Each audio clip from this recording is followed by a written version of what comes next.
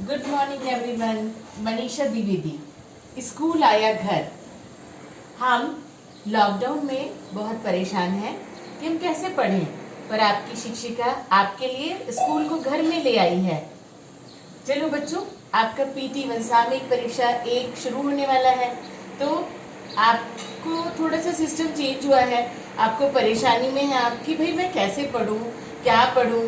तो आपकी परेशानियों को दूर करने के लिए, आपकी मदद के लिए ये पाठ योजना में लेकर आई हूँ।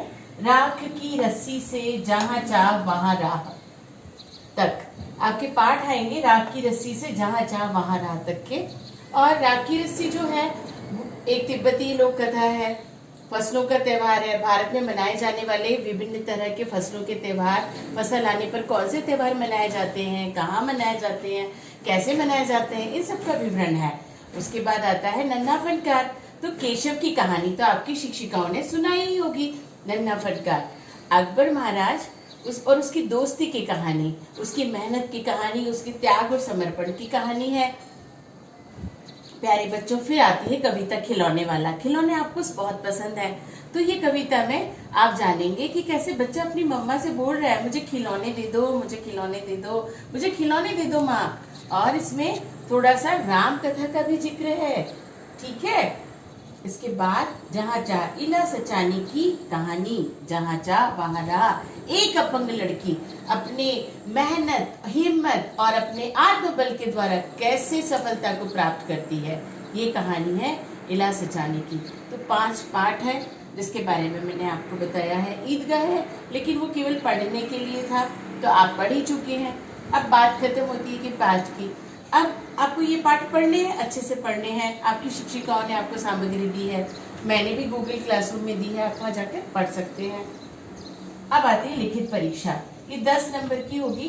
ये शिक्षिका अपनी सुविधा के अनुसार और आप लोगों की सुविधा के अनुसार इसमें लघु उत्तरीय प्रश्न दे सकती है, जो 5 होंगे 2-2 नंबर के, या वो आपको 2-2 नंबर के 2 प्रश्न दे सकती है, 1 प्रश्न दे सकती है, और एक आपको लंबा प्रश्न दे सकती है क्रिएटिव राइटिंग का, कि बेटा खिलौने वाले के बारे में लिखो, भेड़ के बारे में क्या जानते हैं लिखो, इला सचानी के बारे में लिखो, सिलाई कढ़ाई बुनाई के बारे में लिखो।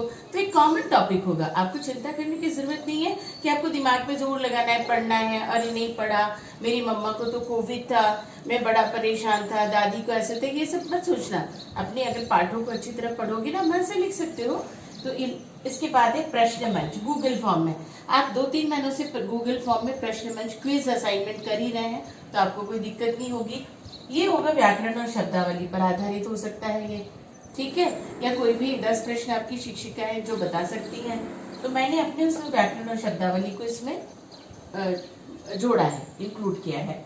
तीसरा आता है, अब ये तो जो है इसकी आपको आदत पड़ गई है।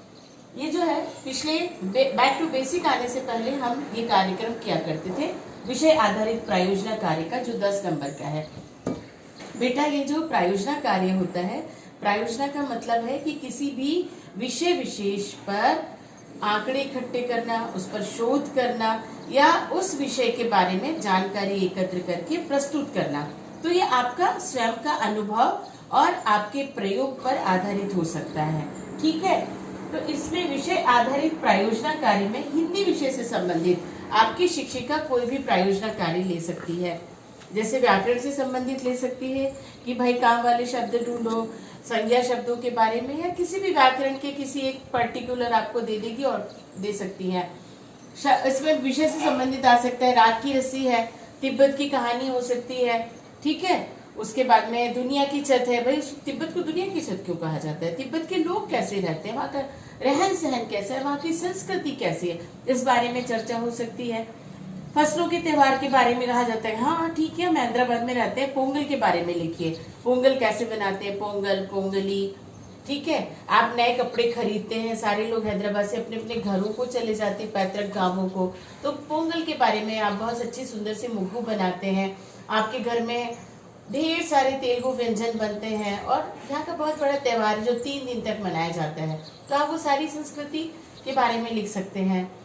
आप अपंग लोगों के बारे में जानकारी प्राप्त करके लिख सकते हैं। इला सचानी तो एक है, उसके जैसे हेलेन केलर है बेटा, एक बचेंद्री पाल है, बहुत सारे लोग हैं, सुधा चंद्रन है, नाचे मयूरी मूवी भी बनाई थी जिन्होंने। तो ऐसे काफी लोग हैं जिन्होंने अपने अपंगता को पर विजय पाकर, अपने मनोबल से, अपने आत्मविश्वास से विजय पाकर अपने आप को बहुत आगे बढ़ाया। तो ये विषय आधारित है, 10 अंक का है। और इसमें आपको पहला पेज जो है आप अपने सुंदर खूबसूरत सा बनाइए। दूसरे पेज में आप विषय, उपविषय, अपना नाम, कक्षा, रोल नंबर, शिक्षिका का नाम, स्कूल का नाम, ये सारी जानकारी दीजिए। और बाकी के जो 2 पेज हैं उसमें एक पेज में आप उसका राइट अप लिखिए कि आपने जो बनाया प्रोजेक्ट वो कैसा है। और दूसरे पेज में आप संदर्भ लिख सकते हैं कि आपने कौन से संदर्भ उपयोग किए हैं। आप अपने आंकड़ों का वर्णन कर सकते हैं। आप चित्र यानी आपकी फोटोज भी लगा सकते हैं, आप फोटो बना भी सकते हैं। तीसरा आता है जांच पड़ताल प्रायोजना, इन्वेस्टिगेटरी प्रोजेक्ट, जांच पड़ताल। अब जांच पड़ताल कैसे करेंगे? आप इतने दिनों से कोरोना से परेशान हैं, हो सकता है शिक्षिका कोरोना से संबंधित दे दे। आपने न्यूज़पेपर में देखा है, समाचार पत्रों में पढ़ा है, आपने टीवी पर देखा है, आपने अड़ोस पड़ोस से जानकारी प्राप्त की है। तो आप आंकड़े इकट्ठे कर सकते हैं, आप इंटरव्यू ले सकते हैं, और इसके अलावा आप उसकी तुलनात्मक विश्लेषण भी कर सकते हैं, कंपैरिजन कर सकते हैं, और उसे क्या उपाय हो सकते हैं, क्या कैसे बच सकते हैं। फिर बारिश हो रही है तो जल को कैसे बचाया जाए, इस पर हो सकता है। जल संसाधनों का प्रयोग कैसे करें हम, वाटर हार्वेस्टिंग पिट मतलब जल संरक्षण जो गड्ढा है उसको कैसे खोदते हैं, कैसे करते हैं। और वृक्षारोपण के बारे में भी दे सकती हैं शिक्षिकाएं। तो उसमें इस तरह के जो जांच पड़ताल प्रायोजना कार्य है ये इस तरह के होते हैं। लॉकडाउन के दौरान आप अपने दोस्तों से एक चार्ट इकट्ठा कर सकते हैं, 10 दोस्तों से बात करके कि भाई तुझे क्या क्या परेशानी हुई थी, अपनी लाइफ को तूने कैसे चेंज किया, तुम्हारी मम्मी ने बचाव के कौन से साधन उपयोग किए। तो ये सब इन्वेस्टिगेटरी मतलब जांच पड़ताल। आपको जांच करना है, पड़ताल करनी है, यानी आपको खुद से करना है और इसका ये 10 अंक का है। तो ये जो अंक विभाजन है आपकी शिक्षिकाएं आपको समझा देंगी। मैं सोचती हूँ कि आपको ये सब आ गया होगा। धन्यवाद और शुभ दिन। और इस चैनल को सब्सक्राइब करना मत भूलिए। मनीषा द्विवेदी, स्कूल आया घर। तो आपकी सारी सुविधाओं, आपकी सारी पढ़ाई के लिए मैं हमेशा तत्पर और तैयार हूँ। धन्यवाद।